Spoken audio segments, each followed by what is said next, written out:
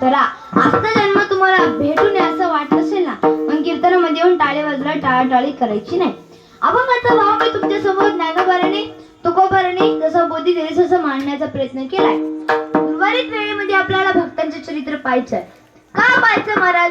भक्तांचं चरित्र मी जर माझ्या मुखाने सांगितलं तर माझं मुख पवित्र होते, आणि भक्तांचं चरित्र जर तुम्ही तुमच्या कानानं ऐकाल तर तुमचे कान पवित्र होतात.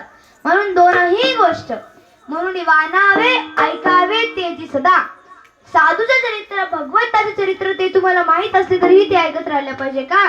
याचं एकच कारण नाही, आपण पवित्र व्हावं असं वाटत असेल तर कीर्तनामध्ये टाइमपास इकडच्या तिकडच्या गोष्टी सांगण्यापेक्षा साधूचं चरित्र भगवंताचं चरित्र वर्णन करावं, जेणेकरून मुराती ठसावी अंतरसी हरची ऐसे कीर्तन मर्यादा आहे संतांच्या आखरची. बघा ना, देवाने अनेक घरच्या